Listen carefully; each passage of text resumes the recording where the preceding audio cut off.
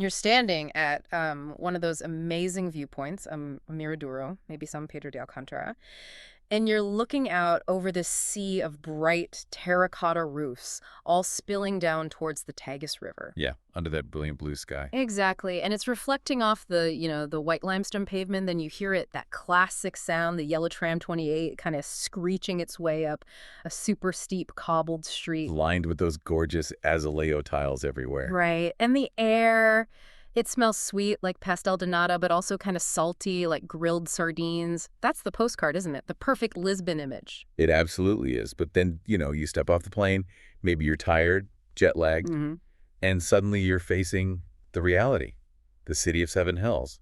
Is it really as dreamy as that postcard? That's the big question. And that's our mission today, isn't it? We need to get past the Instagram gloss. Way beyond it. Lisbon's exploded in popularity. Maybe it's even too popular now. So we need to figure out, honestly, is it worth your time, your money, and, let's be real, the effort of climbing those hills? Yeah, the effort is real. We need to talk about the actual stuff, the tourist traps you will encounter, how genuinely exhausting the walking can be, maybe the confusion around transport, and those queues. Oh, the queues, definitely.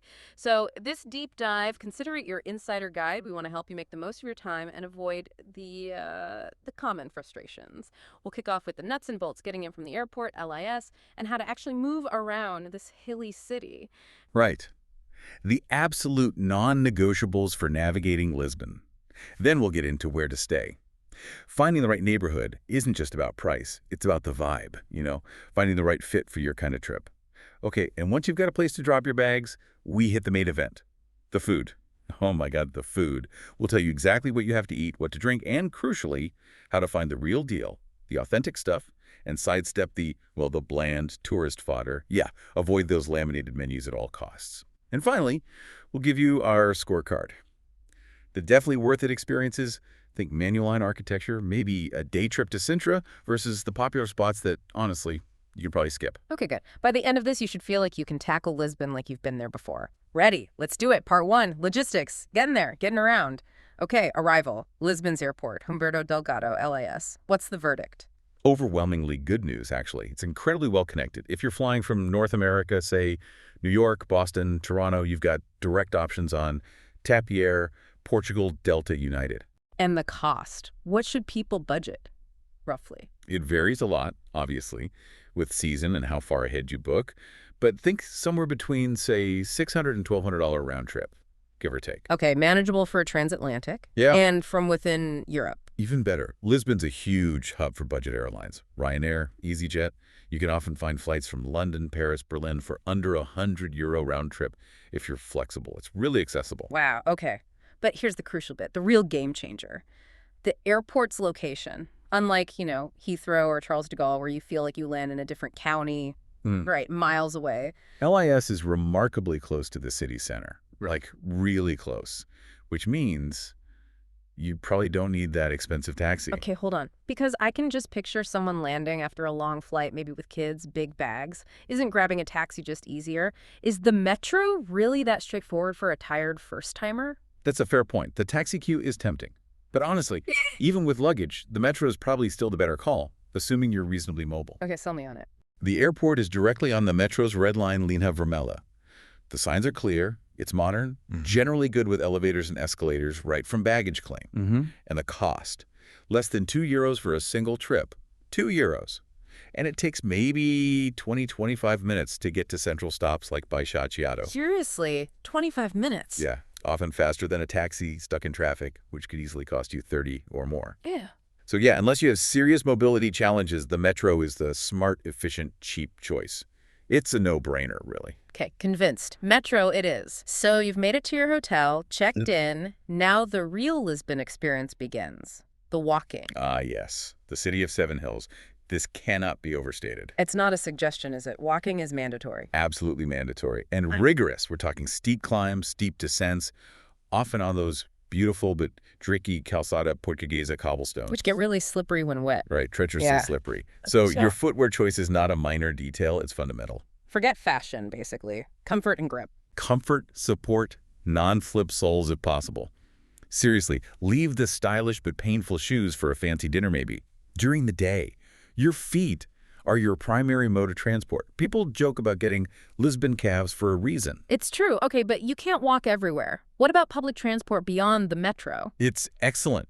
Comprehensive. Your first move should be getting a Viva Viagem card. Little green rechargeable card costs 50 cents at any metro station. You're right, you load money onto that, exactly. And it works on everything. Metro, buses, trams, including the famous ones and the funiculars, those little elevator-like trams that go up the steepest hills. It's way cheaper than buying single paper tickets each time. And you mentioned a day pass. Yeah, this is brilliant value. If you plan on hopping around a fair bit, a 24-hour pass is about £6.50 for unlimited rides on everything for a whole day in a major European capital. That's amazing. That is really good value.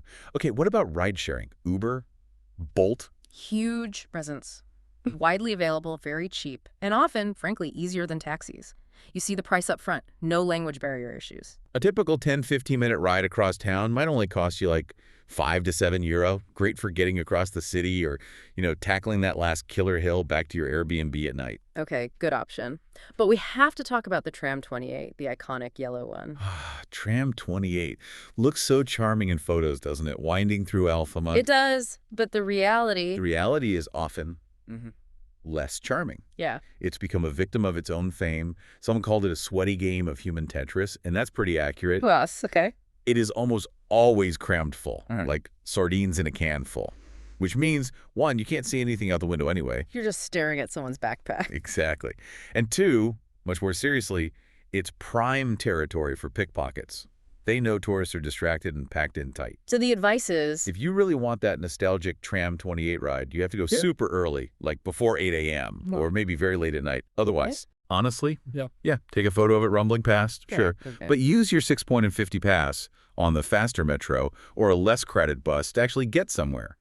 Don't waste your precious holiday time being squashed. Good practical advice. Okay, so we've arrived. We know how to get around. Let's talk about where to actually stay. Part 2, home base, accommodation, and those neighborhood vibes. Right. So first off, you mentioned Lisbon offers good value compared to other Western European capitals.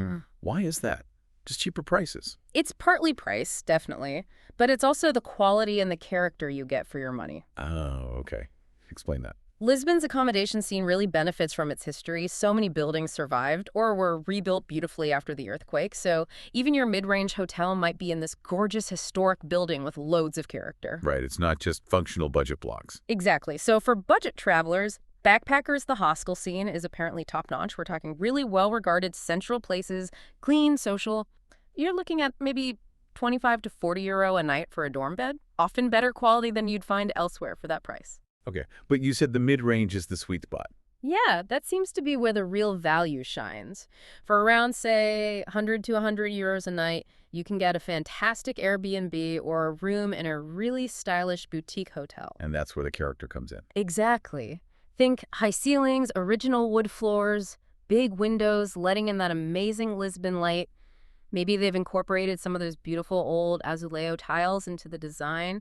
You get a real sense of place, a stylish, authentic feel that's hard to beat for the price in, say, Paris or Rome. Okay, sounds good. And for luxury. Plenty of options, too. You've got grand historic buildings turned into 5-star hotels, often with rooftop pools overlooking the river. Expect to pay 300 euro, 400, up to 600 plus a night for that kind of experience. Right, but choosing the right area is maybe even more important than the price point, isn't it? The feel of the city changes so much depending on the neighborhood. Totally. Let's break down the main 3 people consider. First up, Alfama, the oldest district, the one that largely survived the big 1755 earthquake. Right, so it keeps that medieval layout, a maze of super narrow, winding streets, tiny squares. It's incredibly atmospheric. Steep, though. Very steep. Oh, yeah. This is peak Lisbon Hills. It's perfect if you're a romantic, a history buff, someone who wants to get lost and feel like you've stepped back in time. You'll hear fado music drifting out of little restaurants at night. It's got that essential Lisbon soul. But the major caveat is the accessibility, because it wasn't rebuilt on a grid. It's tough terrain, lots of stairs, very hilly if you have mobility issues or just really hate climbing.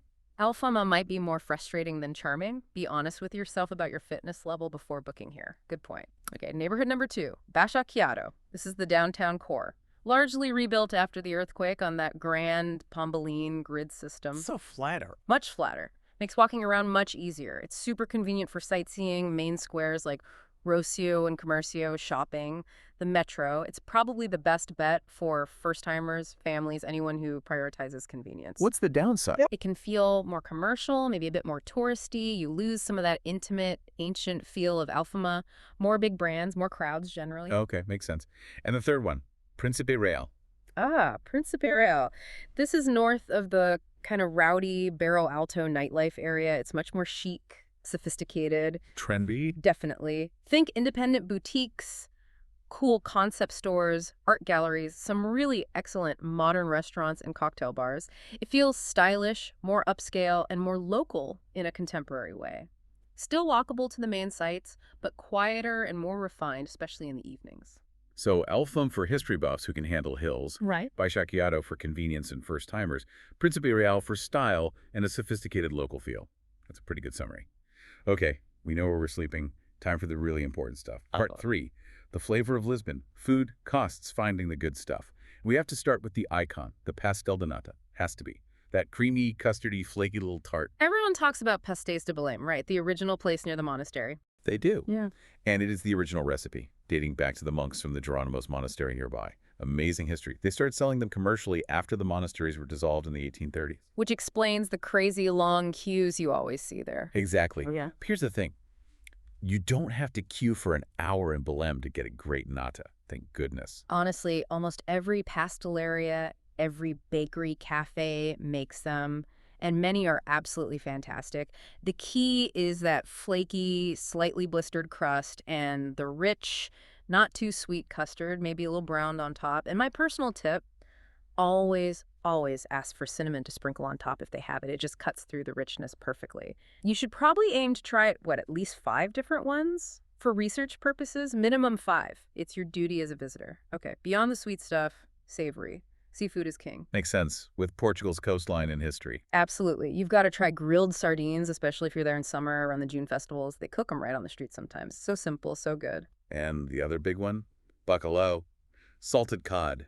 The national obsession. They say there are 365 ways to cook it, one for every day of the year. Wow. You need to understand, it's not fresh cod. It's cod that's been salted and dried for preservation, a technique from the age of discovery. It has a unique, firm texture and a distinct salty flavor that needs to be soaked out before cooking.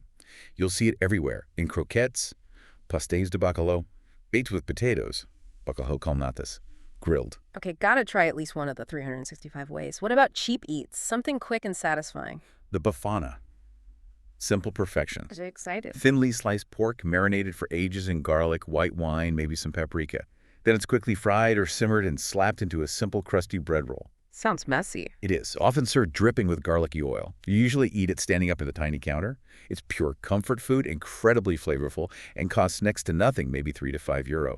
Perfect fuel for climbing hills. Okay, I'm sold. What about drinks to go with all this? 2 essentials. First, vinho verde, green wine. But it's not actually green, right? Nope, usually a pale yellow. Yeah. Verde means young. Mm. It's typically from the north, Minho region.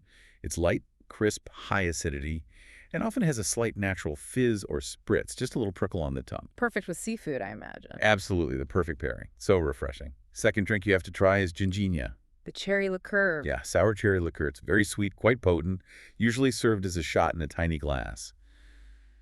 Sometimes, and this is the best way, it's served in a little edible chocolate cup.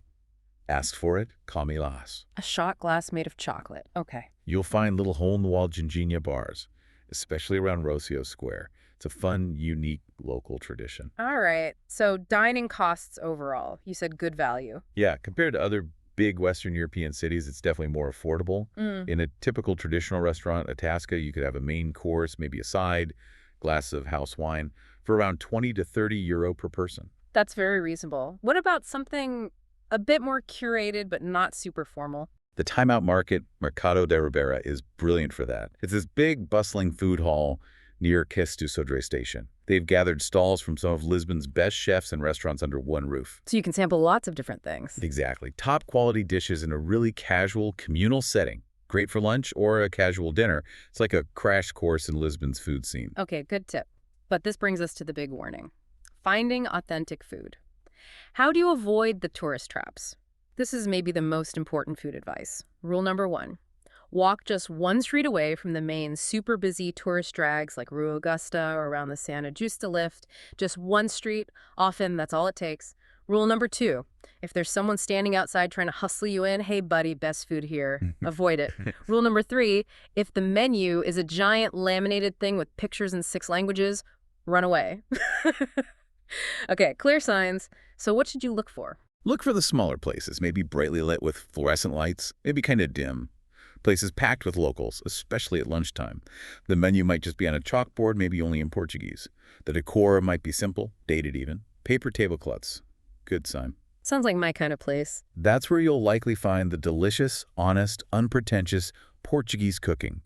Don't let the convenience of the main street lure you into paying twice as much for mediocre food. Explore a little. Excellent advice. Okay, logistics sorted, belly's full. Let's move to the experiences. Part 4. The scorecard. What's definitely worth it and what's maybe not. Right? We've got 4 essentials that really capture Lisbon's essence. First, the Belém district. Okay, this is slightly out of the center, right? Need a tram or bolt, yeah, quick ride, but it's crucial. This is where you find the UNESCO World Heritage heavy hitters, the Belém Tower and the incredible Geronimus Monastery. Monuments to Portugal's Age of Discovery, exactly, both built in the early 16th century, showcasing that unique Portuguese architectural style. Manueline, explain Manueline. What makes it distinct? It's incredibly ornate, almost flamboyant, and it's loaded with maritime symbolism. Think intricate stone carvings of ropes, knots, anchors, coral, shells, navigational instruments like armillary spheres. It's celebrating Portugal's mastery of the seas during that era. Wow, so the buildings themselves tell the story. Absolutely. The monastery cloisters are just breathtaking, so detailed, and it's where Vasco da Gama, the explorer who found the sea route to India, is buried. It connects the history directly to the stone. Okay, sounds unmissable. Practical tips for visiting. Timing and tickets. Buy a combo ticket online in advance for both sites. Entry is around €10 plus total. And crucially, go right when they open, usually 10 a.m. Why so early? Tour buses descend mid-morning. The queues, especially for the tower, which has very limited capacity, become enormous and can eat up hours of your day. Get there first. Got it. Okay, essential number 2. This one's less about a specific site, more an activity, getting properly lost in Alfama, just wandering, no map. Put the phone away for an hour or two. Yeah. Seriously, just wander those narrow, winding medieval streets. Go up, go down, turn corners randomly. What will you find? You'll stumble upon hidden viewpoints, tiny squares with maybe just a bench and a fountain, beautiful tiled building facades up close. It's about soaking up the atmosphere. And in the evening, this is still the best area to find an authentic fado performance. Look for a small, intimate casa de fado. Okay, embrace the maze. Third essential. For a total contrast, head to the LX factory. This is the modern, trendy spot. Yes, this huge, old 19th century industrial site right under the big 25 de April bridge. It's been completely transformed into this cool, creative hub. What's there? Independent shops, artist studios, great cafes, restaurants, street art. The highlight for many is the bookstore, Ler Devagar, which means read slowly. Oh, I've seen pictures. The one with the flying bicycle. That's the one. It's housed in an old printing press, multi-level, just an amazing space. Even if you don't buy anything, LX Factory is free to walk around and great for seeing contemporary Lisbon culture. Cool. And the final, definitely worth it. A day trip to Sintra. Yes, it means leaving Lisbon for the day, but it's unforgettable. How far is it? About a 40-minute train ride from Rossio Station in Lisbon. And it feels like stepping into a completely different world. A misty, mountainous, fairy tale landscape. What are the must-sees in Sintra? The big ones are the incredibly colorful Pana Palace perched on a hilltop, the mysterious Quinta da Regalera with its Gothic vibes and underground tunnels and wells, and the ruins of the ancient Moorish castle offering amazing views. Sounds amazing. But I hear it's complicated. Logistically, yes. Sintra gets insanely crowded, and the sites are spread out on hills. First thing, you absolutely must book tickets for the palaces online weeks in advance, especially Pana Palace, €14 each. Time and entry slots sell out fast, weeks ahead. Wow, seriously, don't just show up hoping to buy tickets. Second, getting between sites. It's too hilly to walk easily between everything. You'll need to use the specific tourist buses like the 434 for Pena and Moorish Castle, 435 for Regalera, or rely on pricey tuk-tuks or ride-shares, which can get stuck in traffic. So planning is essential. Maybe don't try to see everything in one day. Probably wise. Maybe pick Pana Palace for the sheer wow factor, or Quinta da Regalera for the unique mystery and tunnels. Trying to rush all the main sites is exhausting, and you won't enjoy it as much. Okay, solid advice. Now for the flip side, the maybe not worth it list. What's first? The Santa Justa lift. Elevador de Santa Justa. Ah, the big iron elevator connecting Baixa to Chiado. Looks cool. Designed by Eccles' student, right? Exactly, Raoul Mesnier du Ponsard. Architecturally, it's impressive. Yeah. But the experience of riding it, Mm-hmm. almost certainly not worth your time. Why not? The queue. It's legendary. You can easily wait over an hour, often baking in the sun, for a ride that lasts about 30 seconds and costs $5.50 euro just to go up. An hour for 30 seconds. Ouch. Yeah. It was originally built for transport, but now it's purely a viewpoint attraction and a major bottleneck. But the view from the top is good, isn't it? Mm-hmm. It is. But here's the pro tip, the deep dive essential. You can get the exact same view for free with zero queuing. How? Walk up the hill towards the Carmo Convent ruins, which are fascinating themselves, a stark reminder of the 1755 earthquake. Right behind the ruins, there's a walkway that connects directly to the upper viewing platform of the Santa Justa lift. Same panorama, zero cost, zero wait time. Mind blown. Okay, Santa Justa lift ride, skip it, walk up instead. What else is maybe not worth it? Eating a full meal on Rua Augusta. The main pedestrian street in Baixa. It looks so lively with all the outdoor tables. It's great for a stroll, definitely. Walking down towards the Arco de Rua Augusta is lovely. Ah. But the restaurants lining that street, Tourist traps. pretty much textbook examples. Mm. Overpriced, mediocre food aimed squarely at tourists who don't know better. Picture menus, multilingual touts. This is where you'll get that sad, disappointing bacalhau. So walk on Rua Augusta, but don't eat there. Exactly. Admire the architecture, enjoy the buzz, but when you get hungry, use our earlier advice. Walk one or two streets over. You'll find much better food for much less money. Don't fall for the convenience trap. Good rule. Okay, we've covered the practicalities, the food, the sights. Let's talk about the less tangible stuff in part 5. The vibe, the soul, and maybe some final warnings. Yeah, the feeling of the city. For many, Lisbon is deeply connected to this concept of saudade. That famous Portuguese word, hard to translate, right? No direct English equivalent. It's this deep, melancholic longing, a kind of nostalgia mixed with sadness and yearning for something or someone absent, maybe something that can never be recovered. How does that manifest in the city? You feel it in the fado music, definitely those mournful songs about fate, loss, the sea, but you also kind of feel it in the visual texture of the city itself, the beautiful but sometimes crumbling tiled buildings, the sense of faded grandeur. It's tied to Portugal's history, the sailors leaving, the empire declining. It gives the city a real depth, a soulfulness beneath the sunny exterior. That's fascinating. It's not just a party town. Not at all. And then there's the light, that famous golden light, especially in the late afternoon, reflecting off the limestone and the river. It's genuinely special. Photographers rave about it for a reason. And the general atmosphere. Safe, friendly. Generally, yes. It feels remarkably safe for a major capital. People are usually warm, approachable, willing to help if you ask. Okay, but let's be balanced. What are the real downsides, the challenges people will face? Well, that faded grandeur we mentioned. It does mean the city isn't perfectly pristine. You will see graffiti, some derelict buildings alongside the beautifully renovated ones. It has urban grit. So if you're expecting, say, Zurich levels of spotlessness, You might be disappointed. Lisbon has character, and that includes some rough edges. It's part of its identity, not necessarily neglect. what about crowds? You mentioned it's popular. Over-tourism is a real issue, especially in peak summer, July and August. The narrow streets in areas like Alfama can become genuinely unpleasant, just shoulder-to-shoulder shuffling. It kills the charm. So the advice is avoid peak summer. Strongly recommend the shoulder seasons if you can. April, May, September, October. The weather is usually still lovely, that golden light is there, but the crowds are significantly thinner. It makes a huge difference to the experience. Okay. Any other specific annoyances to prepare for? Pickpocketing. It's a known problem, particularly where crowds gather. Tram 28 is notorious, but also crowded viewpoints, busy metro stations. Beware, keep valuables secure, maybe use an anti-theft bag. It's usually opportunistic theft, distraction-based. Right. Be vigilant. Anything else? The other minor but persistent annoyance, mainly at night in areas like Baixa or Cais do Sodré, is being quietly approached by guys offering drugs, hashish, cocaine. Ah, yes, I've heard about that. Is it dangerous? Generally, no. They're usually not aggressive. The universal advice is just ignore them completely. Don't make eye contact. Don't respond. Just keep walking. They'll move on.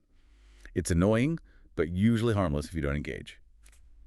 Okay, good to know what to expect. So let's pull it all together. We've got the amazing food, the stunning views, the deep history, the great value, balanced against the steep hills, the potential queues, the summer crowds, and that bit of urban grit. Which brings us to the final verdict. After this deep dive, is Lisbon worth it? The answer is yes, Yeah. absolutely. But it's a Yes. big but, it's a complex place, and it's not for everyone. It comes with asterisks. Okay, break down the asterisks. Lisbon is definitely worth it for you, IF. IF. You're a traveler who appreciates great value and is looking for rich culture and history without, say, the Paris price tag. If you love architecture, especially that unique Manuelan style, if you're a foodie who values fresh, simple, delicious meals over fancy dining, and if this is crucial, you have decent mobility and are genuinely prepared for, and maybe even enjoy, walking up and down steep hills daily. Strong calves required. Right. And conversely, Lisbon might not be worth it for you, IF. IF. You have significant mobility issues, or genuinely hate strenuous hill walking. The city's terrain will be a constant frustration, not a charming quirk. If you strongly prefer pristine, perfectly polished cities and dislike visible urban grit, graffiti, or crumbling buildings, or if your main holiday goal is pure relaxation, like lying by a pool or on a beach, Lisbon's vibrant and demanding. It requires energy and participation. It's a city that asks something of you, physically and maybe emotionally with that Sodad. Exactly. Which leads nicely into our final thought, something for you to ponder. Okay, leave us with something deep. How does a city like Lisbon, so defined by Sodad, by this deep nostalgia and longing for its past glories, how does it manage its identity now, in the face of really rapid change, gentrification, and this intense wave of global tourism that's washing over it? Can it keep its soul while becoming a global hotspot? That's the tension you feel there right now. It's grappling with its history while navigating a very demanding, very modern, very crowded present. Seeing Lisbon today is watching that paradox play out in real time. Something to definitely think about while you're sipping that ginginia.